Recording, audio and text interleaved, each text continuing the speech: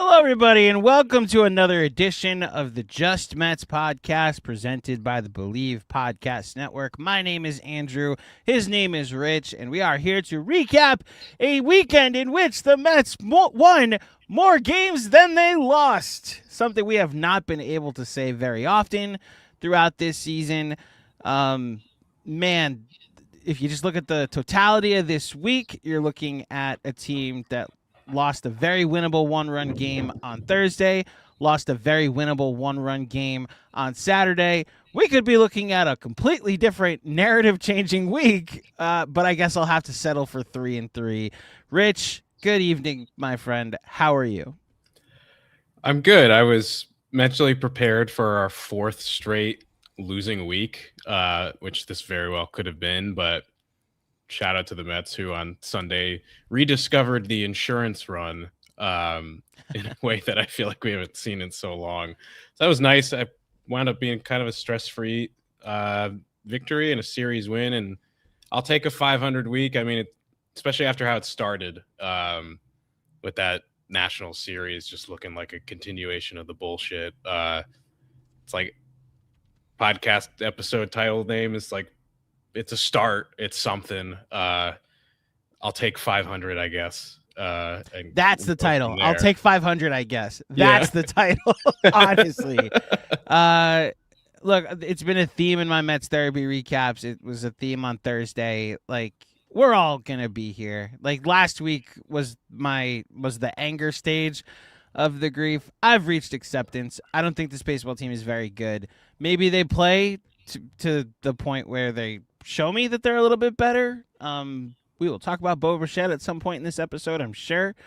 But I've reached the point where I'm just accepted the fact that this baseball team, that no matter how many other things there are to watch, to pay attention to, we're all going to be here. I watched every single pitch of these games on the West Coast, unfortunately. Ironically, I watched more of the West Coast games, the Anaheim games, than I did the National Series, partially because two of the Nationals games were like blowouts, so I had nothing to watch. Right. The Mets won 8-0 and lost 14-2 in another. But just to go over some numbers, they go 3-3 this week. They lose 2 out of 3 of the Nationals. They take 2 out of 3 from the Angels. The offense scores 4.3 runs per game. They go 12 for 46 with runners in scoring position. And to the point of this weekend, they were a challenge away, Rich, from 3 comeback victories. They were down 3-0 on Friday night, came back and won 4-3, a very dominant final 21 batters in which it was 21 up, 21 down against the Angels. On Saturday, replay room missed one, but the Mets go down 3-0. They come back and tie it 3-3. And then aren't able to get that last big hit, whether it's Bo Bichette or Bo Bichette again or Bo Bichette a third time that you're blaming. Juan Soto, obviously, with a big strikeout after he missed a 1 pitch right down the middle. But the Mets aren't able to get the free runner in the 10th inning. And then today, they're down 1-0, but they get a 2-run homer from Mark Vientos, an insurance run from Benj, and another 2-run home run from Mark Vientos, and the Mets walk away with a series victory. And then the pitching over the course of the week, a 3.79 ERA. I would imagine David Peterson and Peterson and Manaea. And Manaea, that's right, are largely responsible for why the ERA is even that high for the stats this week. So overall, they gave up a combined 13 runs between the two of them, I believe, in one game. So shout out Carl Edwards Jr. Yeah, definitely inflated it. A bit, but yeah. So your general takeaways from the week, Rich. You didn't get to talk after the National Series, and obviously this is your first thought after. Like the joke is that I'll take 500, I guess, but is there any part of you that's like, this is a start? I mean, it's something. Do I feel differently than I did a week ago about the outlook of this team? No. It's more of the same kind of silliness happening. A lot of their games are kind of like gritted out by the skin of their teeth sort of thing, whether they win or lose. You had the two blowout wins or two blowout games to start the week, one that they lost, one that they won, and then 3 straight 1-run games, which they lose 2 out of those 3. The other 2 they easily could have won. Luke Weaver blows the finale against the Nationals. And then Saturday, it's what we've seen way too many times recently is they go to extra innings. They can't score with the free runner, which they've now done in half of the extra innings that they've played this year. They have not scored, and most of that's been recently because their first 3 extra innings of the year, they scored every time. So really, they've only scored in 1 out of their last 5. I can do math. Extra innings, so that's not ideal.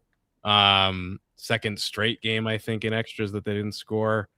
And then, of course, you have Sunday's victory, which was 2-1 for a very long time until they tacked on some runs at the end. So some missed challenges, more than one, because, that glove flip from Sunday's game could have challenged that one. It didn't look like he had it at first base. The Mets didn't challenge that either. They forgot how many outs there were again.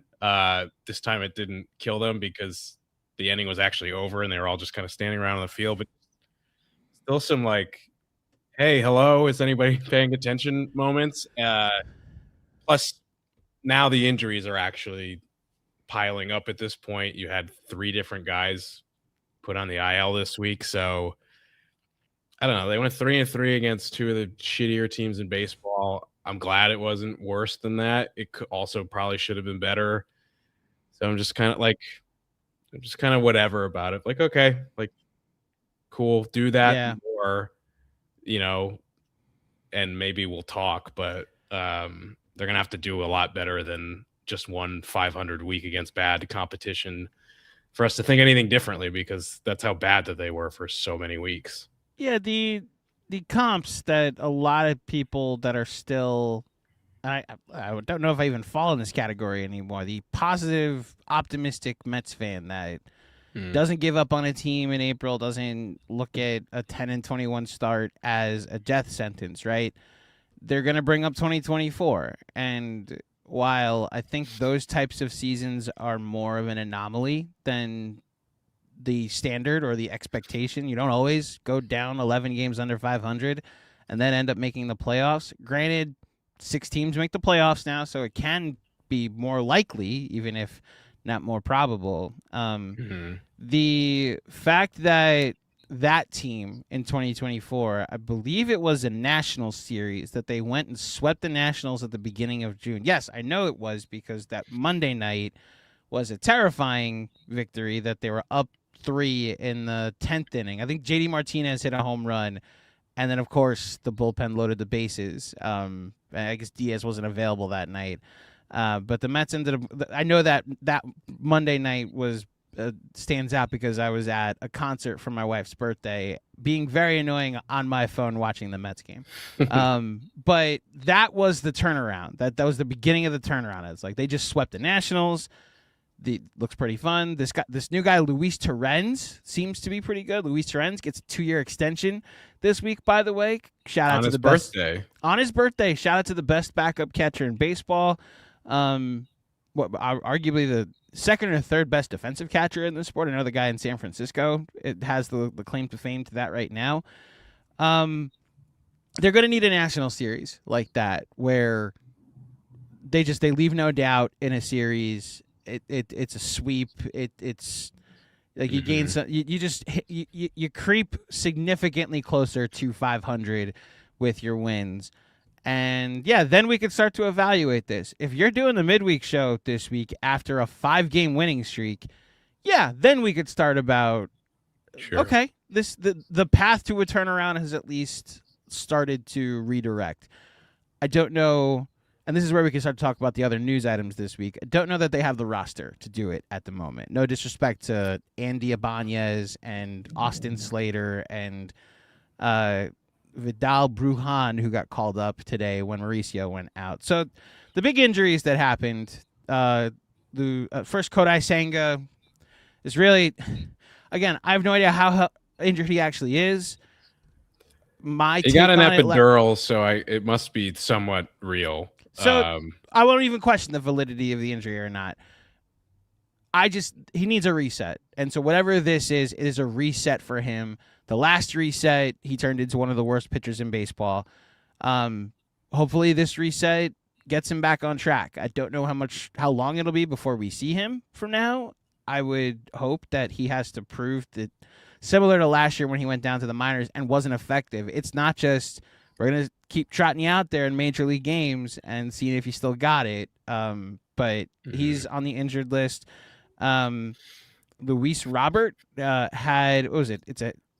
So what exactly? It's the back injury, right? I believe so. It came out of nowhere, and it's ironic that they traded for a guy with an injury. Lower back tightness. So it's lower back tightness. It's so wasn't part of the. So real quick, the Senga injury is a spinal injury, right? It's a thing that they need an epidural for. Everybody made their guy with no spine has spine injury joke, which I would be lying if I didn't mildly chuckle at some of them. Luis Robert goes out with a back injury, and it's kind of like the when it rains it pours type of thing, where the Mets treated him like Mitchell Robinson for a month, and like it still didn't work. Like you said with James, they're playing with 25 guys on days when Luis Robert is off. He can't play the field or bat on days where he's off, and it's just you're not doing anything, no baseball activities. We'll just play shorthanded today. And he still ends up getting hurt with back tightness anyway. They already didn't have Francisco Lindor and Jorge Polanco. And then the shortstop that gets called up to replace Francisco Lindor, Ronnie Mauricio, a day after he has a game-winning home run that, I don't know about you, Rich, I was kind of wondering, can we punt on this and like, can I see Brett Beatty play his natural position? Can I see Bo Bichette play shortstop? Then he hits this home run. Mauricio hits the home run on Friday night, and it's like, actually, let's give this another 25 at bats. Let's see if he can actually find some consistency here. He slides head first into first base, an aggressive head first slide where he ends up being safe, but it's going to cost him a couple of months, unfortunately, because he fractured his thumb. First of all, can the Mets stop sliding head first into bases, because every time they do, a guy breaks his thumb. Alvarez, it seems like happens every year.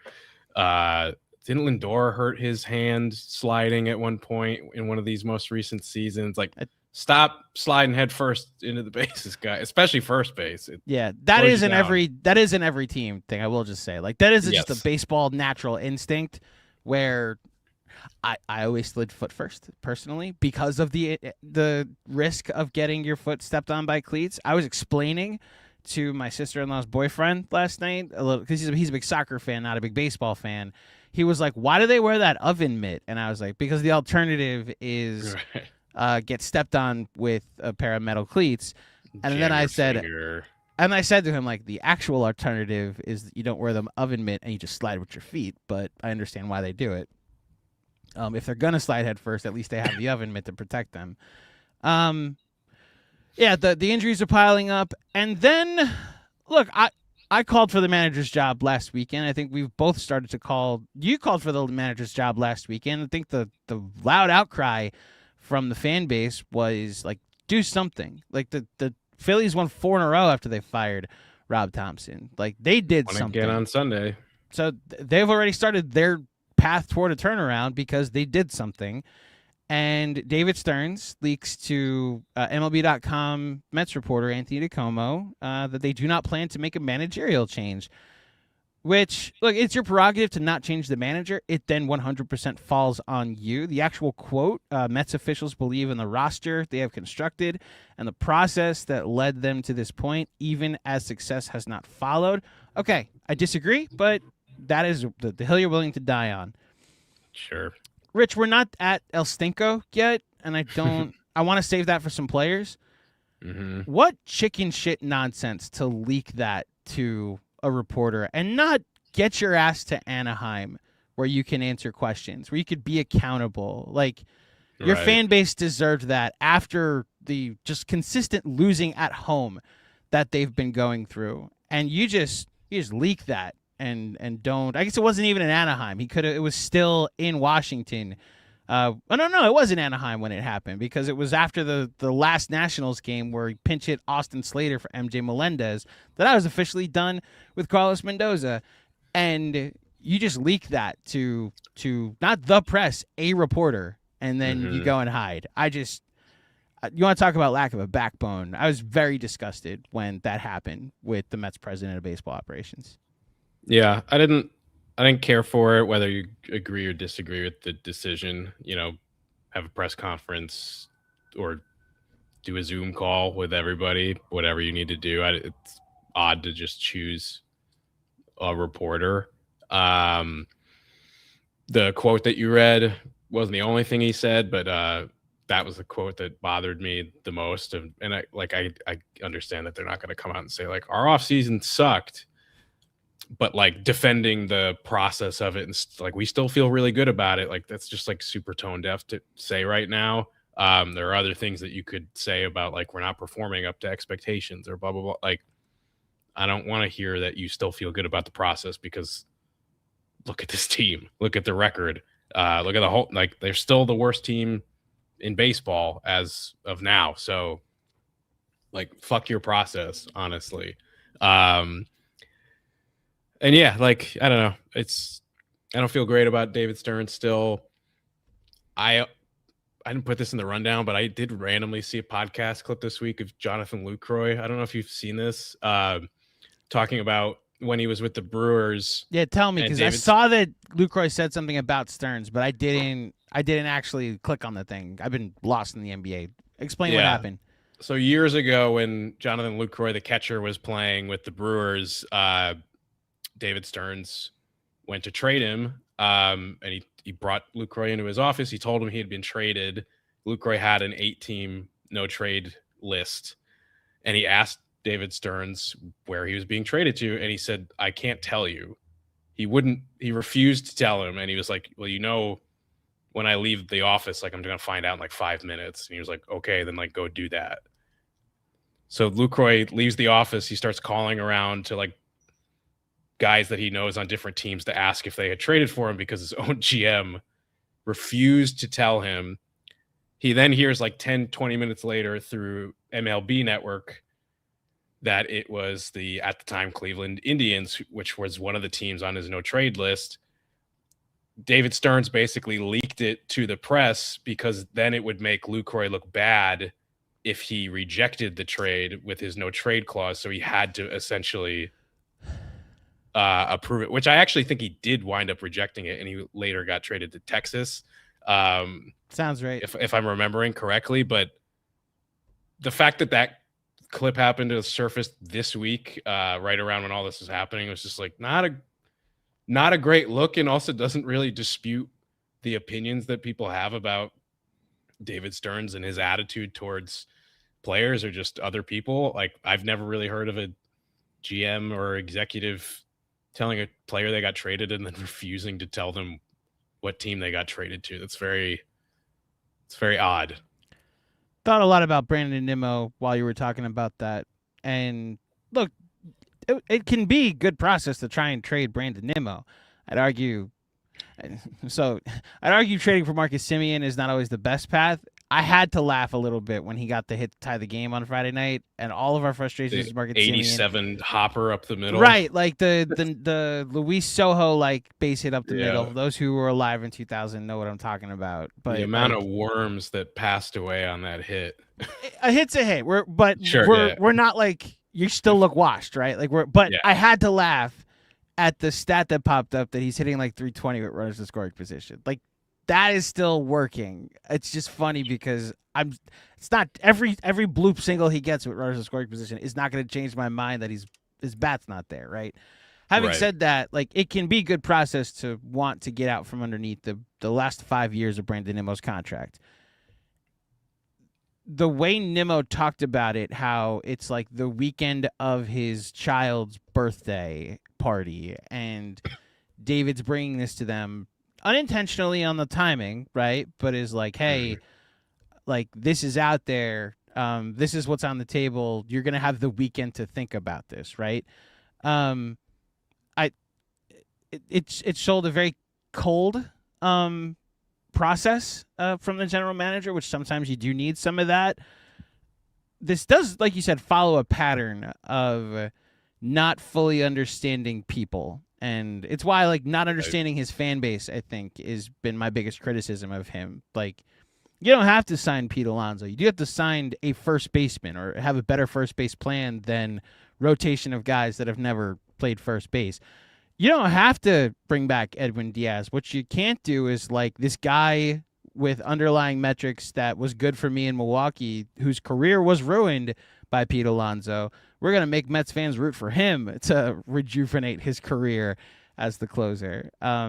It's just, it's a bit of a, I hate to use the word spreadsheets, but like, I'm just looking at numbers and it's very binary from that standpoint. So I do hope that that's not the, like, there's more, maybe there will be like some more behind the scenes stuff that comes out that actually works in the favor of David Stearns. But yeah, a story like that has to bother you if you're a Mets fan. That this is the guy in charge of running the people in the Mets organization at the moment, you know? Yeah. And you also had, Pete Alonso return to New York to play the Yankees and talked a little bit about his contract negotiations. And I don't think he revealed anything new. I think the reports in the winter had already said that they never made him a final offer, but he essentially confirmed that and kind of re-stirred that up a little bit.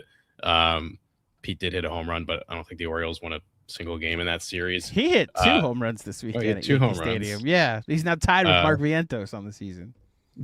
Good for him. Yeah, it's just like a lot up in the air about David Stearns this week, with some old information and some new stuff with this Mendoza thing. I mean, let me ask you, other than the method that they chose to release this information, and how do you feel about the actual decision to stand by Mendoza? I know you were pretty done with him about a week ago. I still am. I disagree with the decision, right? That just becomes like, if he had sat there and held a press conference or just sat there and got peppered by questions and stood by his manager, I'd disagree with him. I'd respect him a little more. I lost some respect for him with how he kind of anonymously released the quote to one reporter, right? Right. But I disagree with the decision. Carlos Mendoza, I don't think he's adding any positive value as the Mets manager. The only pushback I have to myself in that is I don't know that the manager of the future is here. So if the thought is like he has a good rapport, I also, as I'm saying this as a Puerto Rican, I am going to say this as a Hispanic, anybody watching this, I have to wonder if the fact that he's bilingual on a team with a lot of bilingual and some just Spanish only speaking players helps with the rapport. His communication with the team. I know, like, the moment where Brazaban didn't go out or went out for the ninth inning against the Twins happened, and he was like, I speak Spanish. I should be the one communicating that. I know that happened, and it was funny, but there is an advantage to, like, you could communicate with some players better that other non-Spanish speaking managers might not be able to. So maybe that's just, like, built into the fabric of the team, right?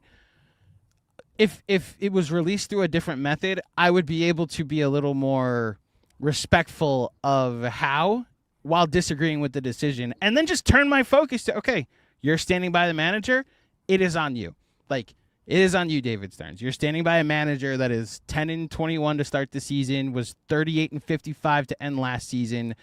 You're co-signing his record, so then it's your record as well. So that's where I stand. I think he should no longer be the Mets manager. But if you're not firing him, I will stop talking about it and now turn my focus to you, David Stearns. Yeah, and they did word it in a way where they could still fire him, because it was more of like, we're not planning on it. That doesn't prevent them from firing him a month from now. So I do think that they gave themselves a little bit of an out, but it would still look bad to, in some official capacity, come out and say, like, we're not planning on letting him go, and then doing it not much later. And to some extent, you say, okay, I'm going to target you more now that you're not firing the manager. I wonder if there's a part of them that's like, well, if we fire the manager, then there's really nobody else to blame but us. I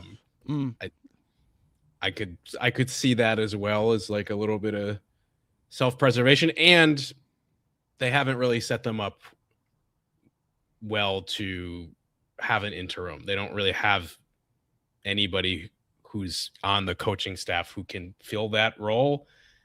And we talked about it last week. It's just very rare in baseball to bring in an outsider or like somebody from your front office, like an Andy Green, and they're not going to do it with Beltran because of the Hall of Fame stuff. So they don't really have great options either. Yeah, it's a weird, tricky situation for a lot of reasons. They're choosing patience, which fans are not supposed to be patient. Like we're supposed to demand answers right away. You want to be patient. It's paid off very few times in the past, but like fine. You want to be patient with the manager. What you said about like they may be afraid to fire the manager because then it's really on them. I think it ended up working that way anyway, which we'll see what happens. They're about to go on a winning streak to turn the season around, so this will all be a mute conversation where we're talking about an 8-game winning streak next week, Rich, or a 7-game winning streak next week. If Vidal Brujan has a song he's been working on, I hope he's ready to throw that up on Spotify. Yes. His new song LOL coming to you on Spotify. Holy shit. Yeah, holy shit. There you go. Well, the LOL would actually be funnier with this team that they just the OMG Mets WTF. Well, that was what I called last year. Right. So this becomes the LOL Mets and after the WTF and the OMG Mets. Yeah. Let's give out a curtain call for this past week. This is given out to a player or person or manager or coach who had such a great week. We demanded they go to the top step and take a bow. Rich, you won the week again. You have won 4 straight weeks of predictions, so you get to go first. Who is your curtain call going to be for this week? Yeah, 4-week winning streak. This game on Sunday was like the first time I think we've like truly hinged on that last game deciding who was going to win, because you had picked 2 and 4. So I was on the edge of my seat with that one. I got to go with Clay Holmes, man. He made 2 starts this past week. He started the game that they won against the Nationals, which, they won 8-0. He goes 6 innings in that game. I think if that game was close, he easily could have gone 7. Should have completed 7 innings, 1 run today. The only reason he came out with 2 outs in the 6th was because Mark Vientos dropped an easy bouncer that Bichette clearly made bounce like intentionally so that it wouldn't be a short hop. But 12 2/3 innings, gives up 1 run in 2 starts this week. I got to say, of all the takes that I've had from like a month ago that looked pretty bad, the one that looks really good was me saying, hey, what if Clay Holmes is the Mets ace? And at the time, we were like, well, like that's probably made 1 start at that point. Yeah.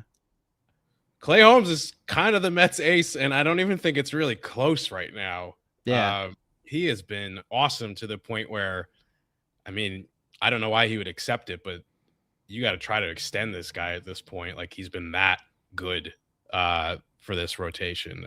He's been awesome. Genuinely one of the very few contracts that David Stearns has given out in the last 2 years that has worked out tremendously.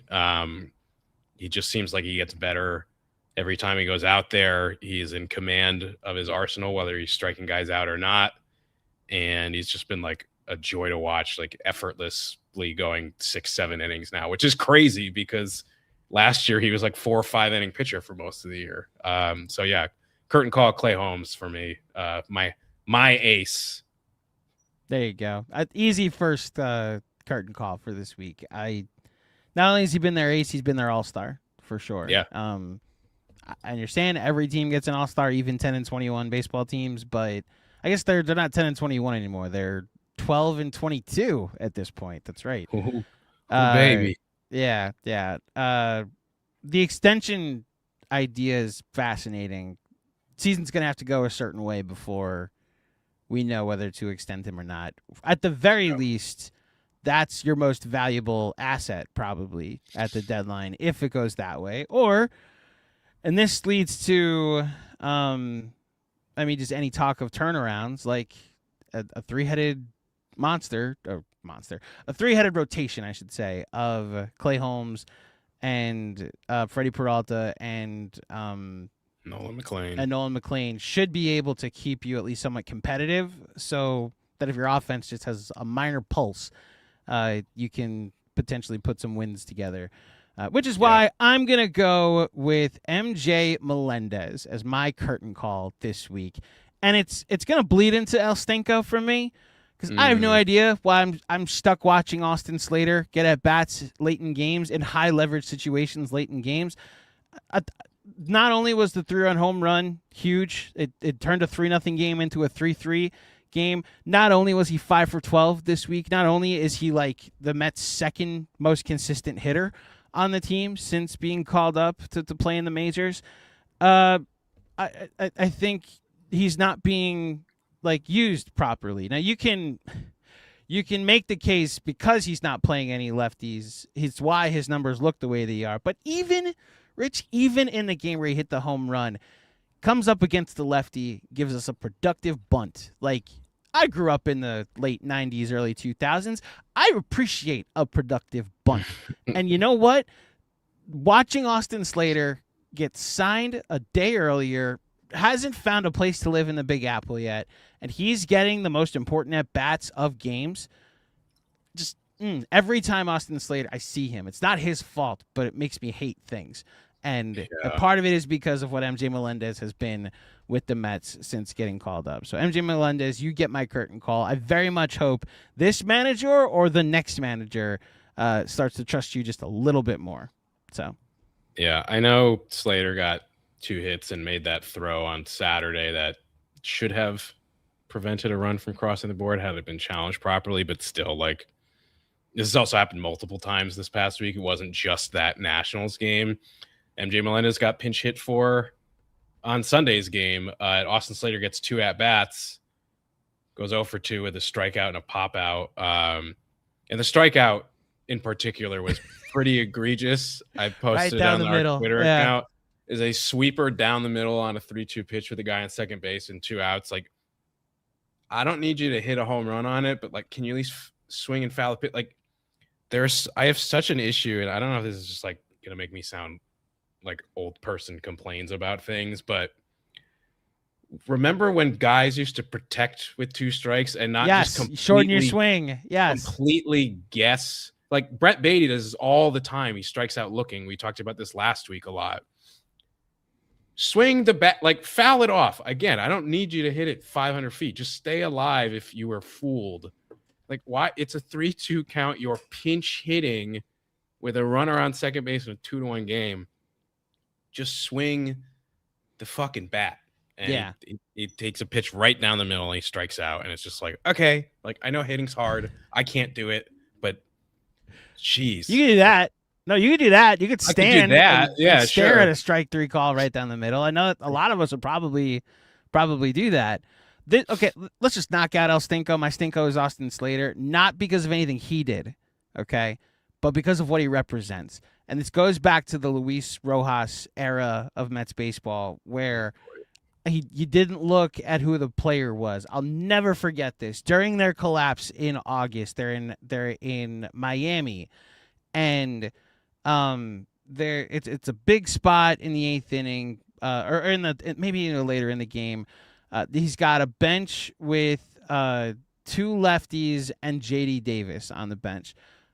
Manager for the Marlins brings in a lefty, and he brings in a righty, and the 2 lefties go up. One of them is Patrick Mazeika, and I'm just like, this is a God. And the need was like, I need to make sure I have a lefty up there. I'm ignoring who the lefty is and who the righty is on the bench. And it's like, J.D. Davis is just a flat-out better hitter than Patrick Mazeika. How good he is like a different story, but use your better hitter in that spot. And he's like, no, I need a lefty up there. There's a righty up there. I need a left. And it's just the robotic, like, blind managing that it's what it represents. And it's like, who do you trust more in that spot? MJ Melendez, who's done nothing but hit line drives since he's been here, or Austin Right. Slater, who the Marlins said, no, we're good. So Austin Slater, not your fault. You haven't really done anything other than a throw to third base to make a case for yourself. But for what you represent, the Austin Slater situation gets an El Stinko for me. It's the one thing that bothered me on the field the most this week, Rich. Sorry, Austin Slater.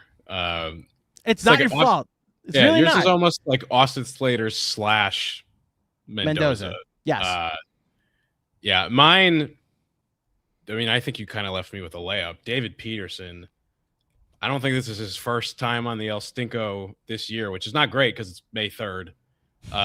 If you're on the El Stinko multiple times already, like reevaluate your life, I guess. Yeah. Dude, the Mets pulled David Peterson out of the starting rotation a couple weeks ago because he had been so bad after being so bad at the end of last season. He actually pitches pretty well in, I think, 2 of those openers, but he gets in the game for like 2 to 4 innings later on. He had pitched fairly well in those outings. So it's like, okay, Senga's gone now. He's been pitching better. Let's put him back in the rotation. And what does he do in his first start? He gives up 7 fucking runs in 3 2/3 innings against the Nationals. They get absolutely wiped out. Sean Manaea doesn't make it any better. He gave up a lot of those inherited runs, to be fair, but still, like, David Peterson was a train wreck to the point where he's already been pulled out of the rotation again. He's supposed to be starting, or he was originally supposed to be starting on Monday in Colorado. Mets are now going with an opener in that game, but Peterson will pitch at some point, is what they said. So back to basically what they were doing before. He's been awful for a long time now. Like, we're getting closer to a year at this point of David Peterson being like unpitchably bad in most of his starts. And it's just like, I don't need you to be an ace. I don't need you to be anything that you're not, but like, you can't go out there and give us 0 chance to win every time you start a game. And the most of the time this year, and for the last 7, 8, 9 starts last year, he's given them 0 opportunity to win game. He's getting hit that hard, and it's just not acceptable. And I don't know how much longer they can afford to go with him, but they don't have a ton of backup options right now. Right. It's mostly 6 weeks, the last 6 weeks of last season. So I know what you're saying. Like, it's felt like a full year because we had a whole offseason where the last memory we had of David Peterson was him being unpitchable. And it's why the best point that I agree with 100% is these aren't competitive. Like, the game is over in the second or third inning. And I know, like, Gary made the point, Steve Gelbs in the interview with Carlos Mendoza said, like, there's been a moment where he's locked in and showed you what it is. It's like, yeah, getting through 5 innings with 5 runs is just not gonna do it at this point. And that would have been generous for like Tuesday night, right? Right. Yeah, he try the opener, fine. Give him 1.5 trips through the batting order at this point, but for him to try and figure some things out. We're trending toward him no longer being a starting pitcher, I think. And maybe just not one for the Mets anymore, that's for sure. But I think we're trending toward, like, Jonah Tong just had a very good start over in Syracuse. What's his face? Wenninger has been outstanding for the Mets in AAA so far this season. There are options in play in the form of some rookies that might be able to take his spot sooner rather than later. Christian Scott had a very good start, I thought, in his start the other night. I was encouraged by that. Again, if a challenge is successful, and if Alvarez, that's right, it was the next night that happened. And Alvarez error was the reason it got the 3 runs, but I thought he actually like showed that he can get guys out consistently. Made me at least ready to see a third start.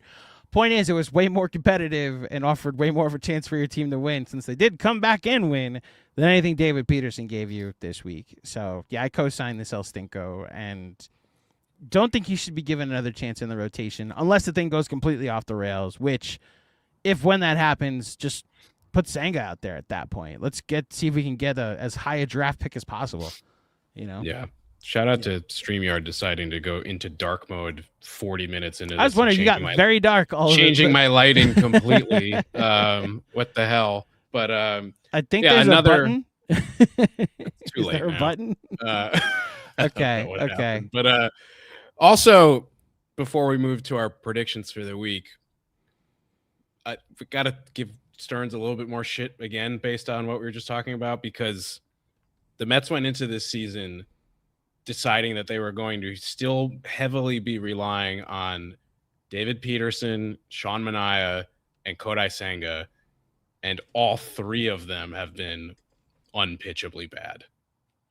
Like, it has put them in even with as good as McLean mostly has been, and as great as Holmes has been, and I've been disappointed by Peralta, but he's been like okay. That still has compared to them. Yeah, compared to them, it has killed them. That half of that rotation that they voluntarily went into the season with has been that bad. After how bad they a lot of them were last year, either for the whole season or for the back half. Yeah. It's not. It's going to be the thing that prevents them from fully turning this thing around, is if we get more starts from them, which is why it's going to eventually just have to be on either them making some changes and getting some of the kids up here to put, because the only way they're going to get back into this is some like 10 out of 12 stretches, which you're not going to do if you're getting Senga and Manaea and Peterson, not starts, but just like long stretches of innings, because they're bleeding runs at this point. Weekly predictions. Like we said, Rich has won the last 4 weeks in a row. Rich, you get to go first. We have 6 games this week. 3 at Colorado, starting on Monday, Tuesday, Wednesday at Coors Field. Let's see if Coors Field can get the Mets offense off and running. Then they have an off day on Thursday. Then 3 games in Arizona, another hitter's park. Rich, your prediction for this week, these 6 games.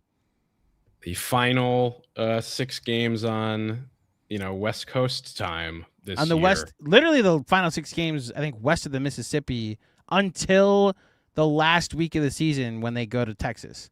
Yeah, so finally, I haven't been able to stay up for these games. I've been watching the replays the next day. Genuinely, I've been finding out if the Mets win by waking up and watching your Mets therapy videos on social media. Yeah.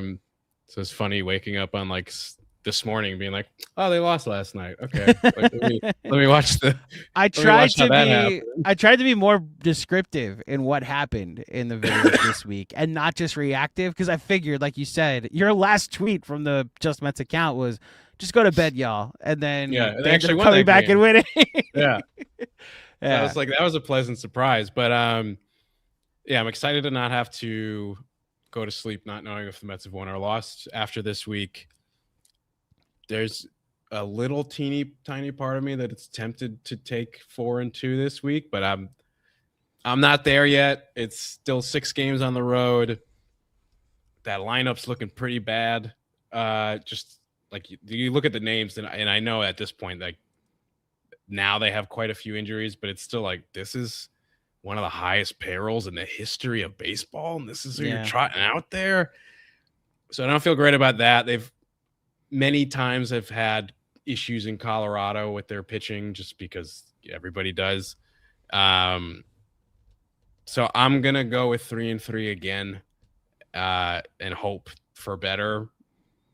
But I think right now it's the easy way to go. I'll start picking them to have some winning weeks again when I've seen it a little bit more. I think it's a fair process. We'll just say the Rockies have lost 4 straight. The Diamondbacks have lost 4 straight. There was a stretch, I believe yesterday was that stretch, where the entire National League West Division had lost 21 or 22 games in a row. Like everybody was on a losing streak. 12. So like all 5 teams were on losing streaks is what I'm saying. And it was like the Giants are up to 6 in a row. The Rockies are up to 4 in a row. The Diamondbacks are up to 4 in a row. the top two teams, the Padres and the Giants, and the Dodgers, both snapped their losing streaks, which were like 2 or 3, whatever it was, at 1 with the win today on Sunday. Point being, if you were to try and make a turnaround, it could start this week against 2 teams that are under 500. I know you're under 500 too. You're 12-22, the worst record in baseball. No other team has less than 13 wins. This is a very depressing start to the season. It's why I'm going to go 2-4. They have not proven, like you said, that they can have prosperity just yet. I would love for both of us to be wrong, and we're sitting here with a 4-2, or dare I say it, Rich, a 5-1 or 6-0 week because they've started to turn around. I just say I mostly went for the joke with El Stinko. We just cannot get through this whole show without talking about Bo Bichette. Came up with some more big spots this week, and just didn't come through in said big spots. Did have a better series against the Nationals and did have a couple of hits. Statistically had a good week, but... right? It's the big spots that were just big. The conversation you had with James that if he was having his normal like 330 with runners in scoring position start to a season, the Mets have 5 or 6 more wins. I disagree with that. By the way, I think they would probably have like 2 or 3. Sure. But it's more to speak to how close these games have been, that they'd be closer to 500 than they were to 10 games under 500. But yeah, I will go 2-4 with the hope that this was the week that we look back on, this stretch where the Mets started to turn their season around. Yeah, fool me once. Fool me once. Go ahead, say it. Shame on you. Don't shoot the shooter. I forget. Fool me once, shame on me. Fool me twice. Fool me once, shame on you. Fool me twice, shame on me, because I didn't learn from the second time. I am officially learning from the 6th and 7th time that they don't want to win more than 2 games in a week, which they did just win 3 this week. Fool me 12 times. I have issues. Yeah. Fool me 12 times and we're sticking by the manager anyway. Do you want to? I was gonna say we have some comments. You can put them up, and then we'll get out of here.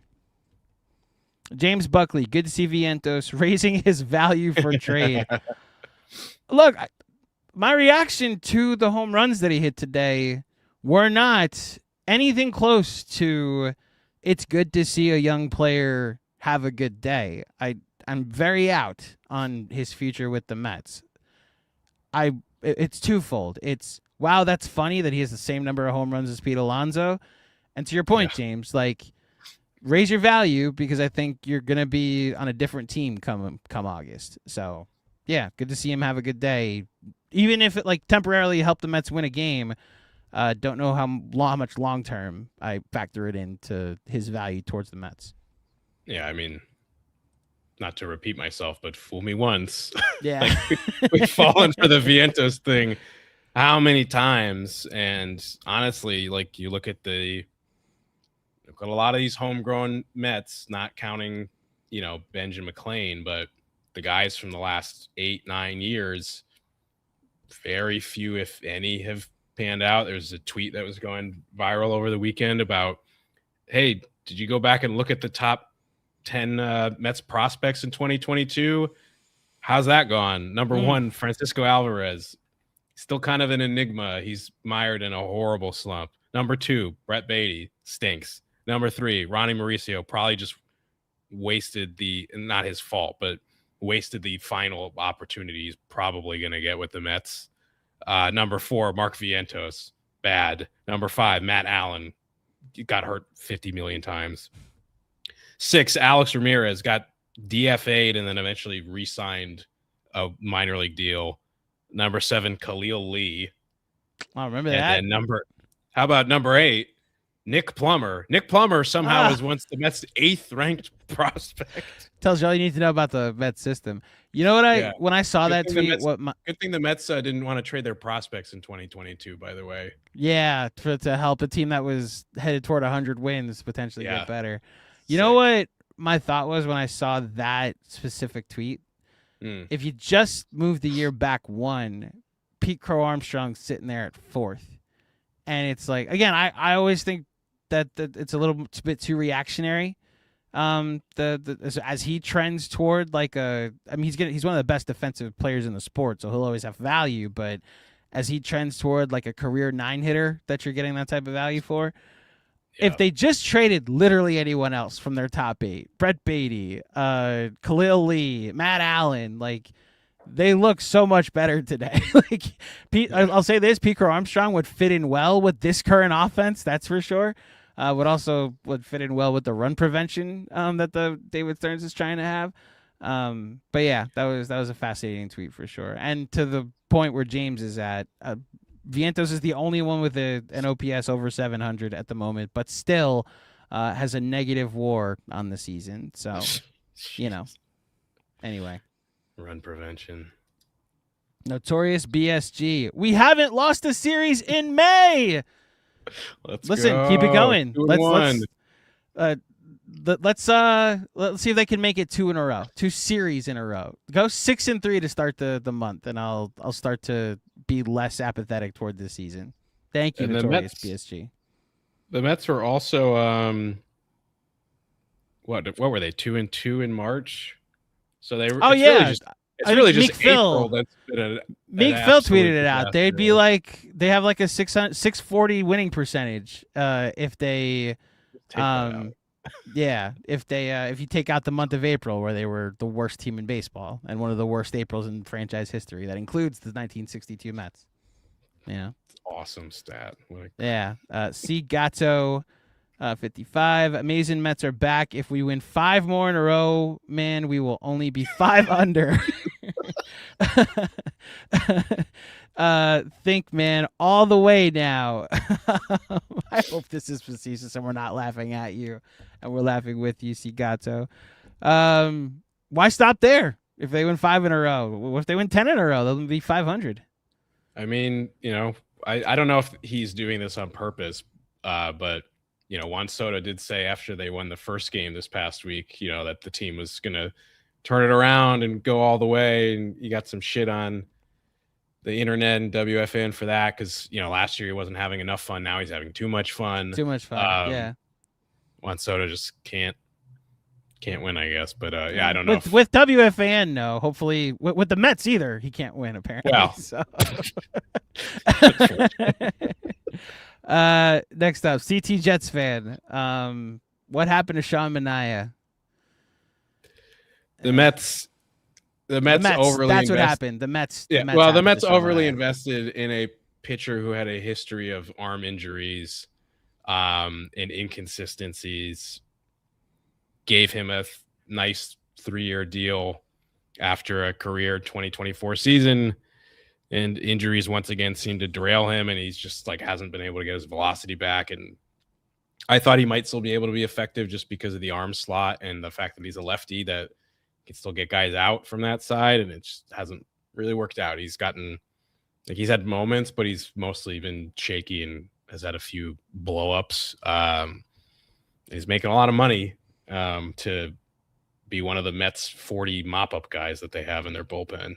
It's their highest paid pitcher right now. And look, when Steve Cohen's your owner, you can overreact to what the emotional experience 2024 was and re-sign Sean Manaea to a contract like this, knowing what the risks are. And look, I don't have a lot of smoke for the Mets for what happened to Sean Manaea. That was a contract I was fine with when it happened. It felt like he might have figured something out with Hefner, with this team, and you wanted to make a bet on it. And if it goes wrong, you have to be willing to pivot off of it, which they have. So I actually think they've reacted to this investment going poorly pretty well, that they haven't we're stuck with Sean Manaea starts, 10 Sean Manaea starts. He has to figure it out because we've invested in him. No, you have an owner with unlimited money, you can afford to take some risks like this. I actually don't think this is one I blame the Mets for. I think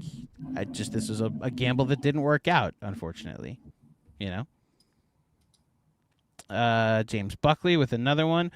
More likely Holmes will be traded at the deadline. This is probably in response to your extension suggestion, which, again, my thought with Holmes is solely the All-Star game right now. It'd be really cool If he's an all-star as a closer, then the Yankees took him out of the closer's role, and then he goes and signs with the Mets, and it's a punchline, and then he becomes an all-star starting pitcher with the Mets, and then enters free agency as a starting pitcher. Look at what Seth Lugo just got.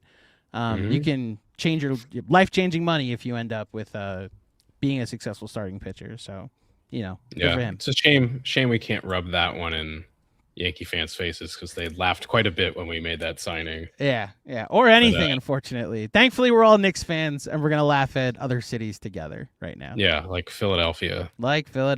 Indeed. Armand is amazing. This is the last one. Tomorrow's game got moved up to 5:40 p.m. Eastern due to weather. Snow. Oh, yeah, that's right. Snow in Colorado in May. Oh, man. So they went from Anaheim, the sunshine of Anaheim, to now Colorado. Mm-hmm. I have to think they're going to enjoy just being on the Eastern Standard Time for 2 months when they get back. And they don't have to deal with time changes and weather changes and going from a desert to the Arctic to the beach to just some consistency back in their lives. This actually helps because then oh, no, that's right. It'll be like the ninth inning, and the Knicks will be in the second quarter. All right, looks like I'm doing Mets therapy at halftime tomorrow. Yeah, it'll work out. It'll work out. Listen, go up 12-0, and I'll do Mets therapy before the game ends, and then I'll just all right, I'm gonna go watch the Knicks. If the Knicks want to go up by 50 in the first quarter again. Has that ever happened? Yeah.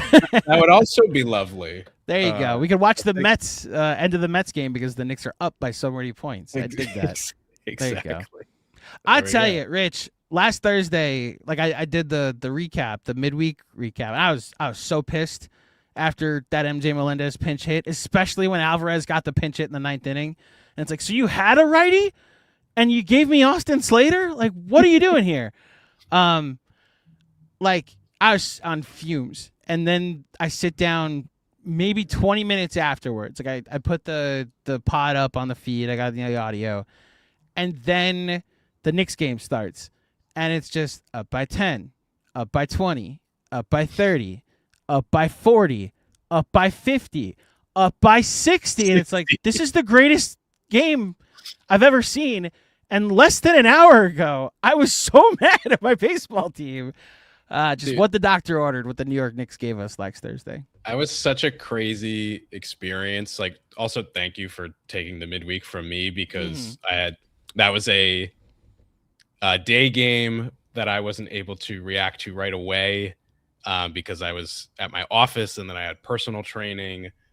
And then I was like, well, I'm not going to go live and compete with the Knicks game or the Knicks post game. So it's like we're getting into like midnight at that point, or just doing it the next day. It was lucky that it was a 1 o'clock start because I was like, I'm around. Like I got nothing to do before the game. It kind of worked out. But so when I'm on my way home between like 7 and 8 o'clock, so I am following the Knick game on my phone because I think it started at 7:30. 7 exactly. I get off the subway. I turn on the Knicks Film School watch along on my phone, so I'm listening to you guys while I do my 10-minute walk from the subway station to my apartment. And when I get out of the train, it's like they're up by like maybe like 14, 15 points, something like that, maybe closer to 20. From the time I got out of this train station to walked into my door, it had become like 35 points. It was so fast. Mm-hmm. I genuinely I wound up rewinding you guys and the game to relive because I was just like, what is going on? Yeah, that was one of the more surreal sport moments that I've experienced ever. And just with how the Mets season has been so far, it was just like such a pleasant change of pace. Watching the Mets offense for a month will make experiencing that Knicks offense and defense, for that matter, in the first half. It was 72 to 22 at one point, man. Yeah, I mean, to that point, watching the Orlando Magic offense in 3 straight closeout games makes me think maybe the Mets offense isn't so bad. Not that bad at all. Yeah, not terrible. There's hope for them there. Yeah. What the doctor ordered, hopefully a series win against Philly is also what the doctor has in store. Thank you to everybody for tuning into another edition of the Just Mets podcast presented by the Believe Podcast Network. If you dug the show, please head over to this YouTube channel. Please subscribe to it. Like this video. Share it with a friend. If you're listening on the podcast feed, please give us a 5-star rating and a review. Apple, Spotify, wherever you get your podcasts. I'll be doing Mets therapy recaps throughout the week, so follow us on all socials. Rich will be giving you our midweek show on midweek recap after the Rockies series. So stay tuned for that. Until next time, Mets fans, hope you enjoy the next 24 hours. Your team just won a baseball game. That's my homework to all of you. We haven't been able to do this that often. Literally, fewer than any other team in baseball. We've been able to do this fewer times because it's only happened 12 times. Until next time, he is Rich. I am Andrew. Thank you for watching. And in the words of the immortal Gary Cohen, we are out of here.